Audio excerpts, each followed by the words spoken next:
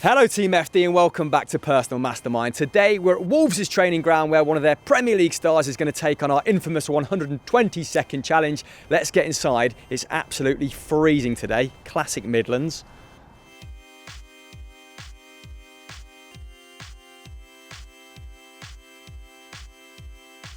Today's victim is Wolves' marauding right back. It's Matt Doherty. How are you, sir? Yes, not too bad. What a start to the campaign you've had, my friend.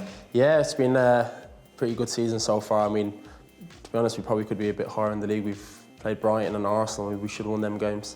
Disappointed with that result against Cardiff? Yeah, because I think they showed a stat where our record is like 35 games unbeaten if we take the lead. And that was the first time a team's actually come back and beat us, definitely since the manager took over anyway. So yeah, it was a surprise to us all. We always fancy ourselves to hold out, and it didn't, and it kind of summed up the run we was on at the time. Yeah, I mean, a few questions before we get to crunch time in this video. So Wolves seemingly have enjoyed playing against the big boys so far this season in the Premier League. We were just talking off camera about that victory over Chelsea, but only one defeat in 6 against them. Why is that? Because I think the top 6 or so, they kind of just focus on themselves. When you get to the kind of bottom 10, 12 teams, they kind of might play or do their work to try and stop us playing.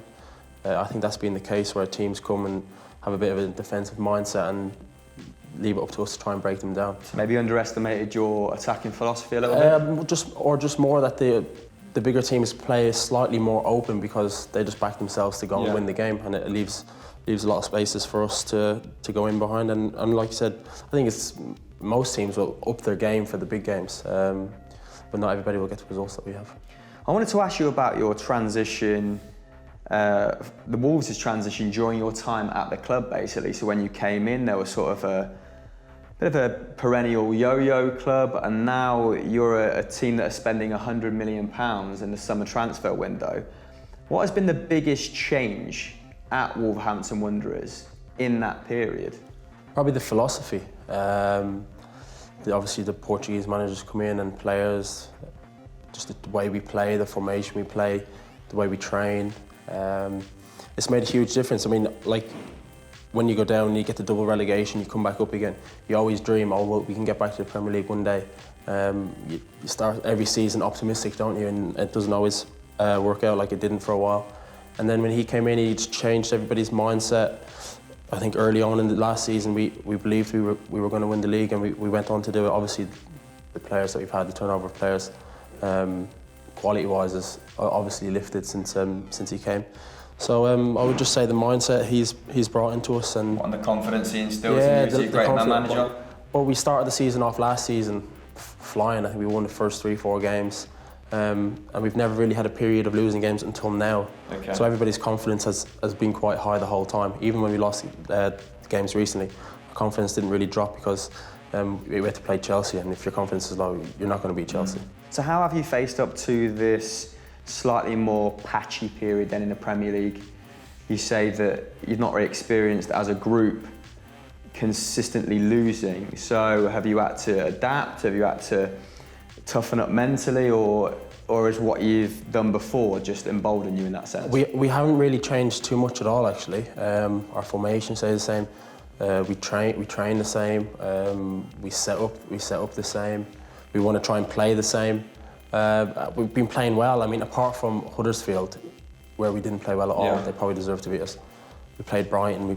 We battered Brighton, in my opinion. We should have won the game. Arsenal, we missed chance after chance to put the game away. So we actually are still playing well, just not getting the results. And it's the best league in the world. It's relentless both ends of the table. It's ruthless. So I guess that happens at times. You just got to get out of it as quick as you can.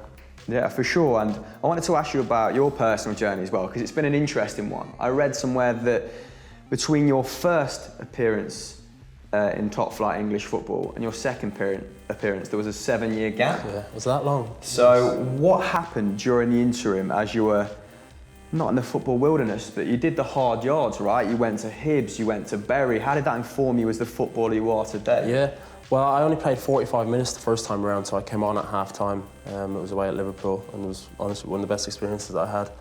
like I said, I haven't played since. I didn't know it was actually that long. I had to go on a few loan spells.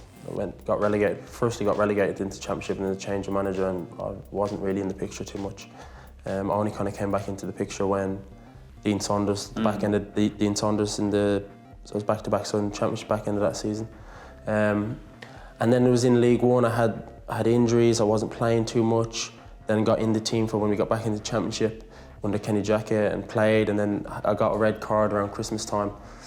So during that time, how do you sustain the self-confidence to force your way back into the side? Is that one of your qualities as a footballer? Yeah, definitely. I always back myself, even if they bring players in or whoever's here to get in the team eventually. You're one of the old guard now, aren't you? In terms of being at Wolves. I can't believe how quick it's gone, to be honest. But like I was saying, just even when I speak to my dad, both of us have always just had the belief. Not only that I would make it in professional ranks, but play at the top level. Yeah, I read that you worked with your dad when you were sort of trying to find a football club.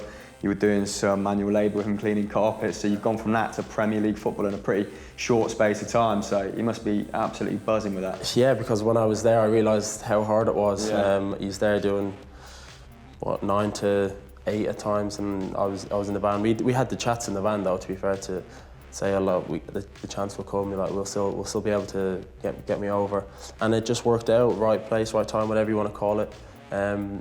And I've taken the chance. To be fair, it's not just come and it's been handed to me. I've had to work hard for it. And so Wolves spotted you in a match in which they played against Bohemians, right? Yeah, pre-season friendly. I think you only played a limited amount of minutes in that game. I played about 55 minutes. So was that just the best 55 minutes of your youth career football? Did they see something in you? There was no great shakes, to be honest. Even my dad said, you're all right. He's my biggest critic, obviously.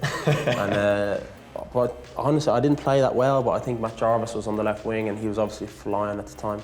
And I did all right against him, but I think my age obviously helped at the time. I was 18, they probably thought, let's just give him an opportunity to see. Came over on trial, and then after the trial I didn't have to come over again. The next time I came over, they signed me. Oh, perfect. What a journey it's been, mate. Absolutely incredible to watch, incredible to witness. Hope your good form continues. I want to ask you one last question before we get into personal mastermind, and it's about the upcoming game against Newcastle this Sunday. Do you look at a team like Newcastle and think we can learn a few lessons there in terms of Premier League survival, or do you want to go about surviving in a different way? Because of course they play very conservative football. Benitez is a defensive coach, not that similar to Espirito Santos at Wolves. I think we don't really look at the other teams and think how they managed to stay up in the league. We obviously back ourselves to know that we're good enough to stay in the league, of course. And the way we play is probably a bit more expansive than a lot of the teams. But that's just the way we play. That's the formation that's been drilled into us on the training pitch. His coaching, we know the shape inside out. Everybody knows what the role is. So it'd be more of us obviously wanting to stay in the league in our style of play, but stay in the league and see what else we can do. So you've said you maybe find it a little bit easier against the big boys because they play more openly. So do you anticipate a tough tie against Newcastle, because they are always a deep block side, aren't they? Yeah, and especially because it's at their venue also at 4 o'clock. I think it is on a Sunday on TV. Yeah. The atmosphere should be pretty great. So yeah, it's going to be a tough game, and one that we obviously think that we can win. We're going there full of confidence, obviously, after Wednesday. So looking forward to it, can't wait for it. And with players, I just saw them in the corridor playing head tennis, like Matinho in your side. Does that give you extra confidence? How valuable has the experience of the influx of Portuguese players been? Do you think the manager's found the right balance in terms of incorporating them in the side? Have you learned lessons from experienced footballers such as João Matinho? He's full of quality.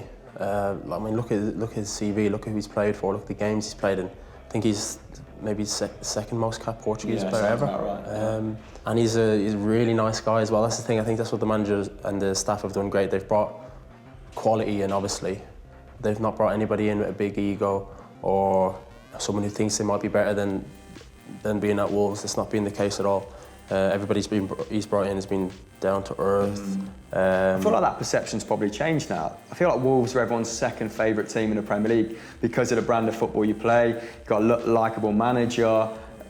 You all play fantastic football, and just looking around the training complex today, this seems like a club really on the up. Yeah, it is is. part of that down to that mentality change? Is it exciting to be part of Wolves at the minute? What is the long-term project for this Wolves side? Oh, well, the long-term project is, well, you'd have European to ask... football? Well, you'd have to, I don't want to put words in my mouth, but you'd have to ask the owners and the manager whatever he says, that's what we'll go with. But yeah, I mean, you should have seen the training ground a couple of years ago. It doesn't look anything like it is now. Ever since he's come in, he's changed so much, and that obviously with Fosun as well, they've invested the money. And we obviously repaid them by getting into the Premier League, and we want to repay them even further by finishing as high as we can. But can you finish as high as you can, at the top even, on our personal Mastermind leaderboard? Let's have a go. Here we are then, temps. 2 minutes on the clock, please, Squire. And can you count how many he gets right this time? Had an absolute mare with Simon Francis. We going? Let's do it. How much did Wolves pay for you when you signed from Bohemians? 75,000. Correct. How many league goals did you score on loan at Hibernian in 13 appearances? 2. Correct. Who did you make your debut against for Hibs in the Scottish Premier League? Kilmarnock. Correct. Who was your final game against for Hibernian and what was the score? 5-1. 5-1. We played against Hearts. And... Tough to take. No, that's correct. Who did you make your Wolves debut against in the FA Cup? Doncaster away. Correct. Against what team did you score Wolves' goal of the season in 15-16? Correct. Flying here. Who did you score your first Premier League goal against? Crystal Palace. Correct. What month did you win PFA Fans Player of the Month award? October. Incorrect. September. Ruined his perfect start. You were only the 4th Irishman to win the award. Who were the other 3 for 3 points? Tough one, this. Roy Keane. Correct. Robbie Keane. Correct. Duff. Incorrect. It's Mickey Evans. Yeah, me neither. How many goals did you get for Ireland's under-21 side? 6. 4 and 8 I've got here. You made your international debut against Turkey, but who did you come on as a substitute for? Seamus Coleman. Correct. Which player have you made the most career appearances with? Always a tough one, this. Danny Bath. Oh, he's nailed it. How many points did Wolves get during their 17-18 promotion winning campaign? 99. Correct. That must be annoying. Yeah, it is a little bit. How many goals did you contribute that season? 4. Oh, score. In total, scoring and assisting. 8. Correct. You conceded the joint fewest goals along with Cardiff, but what was the exact number of goals you shipped? 33. 39. Wolves signed you after impressing them in a friendly against Bohemians, but how many minutes did you play in that game? Exact? You have the exact? Yeah. 56. Oh, it's 55. Was it after? 55. Was it 55 and something? Right, we'll give you that. We'll give you that. When was your most prolific goal-scoring season? What year? 2016-17. Yeah, you got 5. How many shots are you averaging for Wolves per 90 this season? This is the last question. What's the question? How many shots are you averaging for Wolves per 90 this season? I've got 3 options. A, 1, B, 1.3, or C, 2. 1.3. It is 1.3, 1 for the stats lovers there at the end. And that was quite impressive. 16! Out of 20. So at the minute, that's good enough for second to Darren Bent on our personal Mastermind leaderboard. I know, Darren Bent was like Rain Man, mate. It was absolutely incredible. Thank you very much, sir. Second, no shame in that. Guys, if you enjoyed this sort of content, then please hit the like and subscribe button down below. Who would you like to see us do next? And as always, you know, take care, God bless, Godspeed, all that. Bye-bye.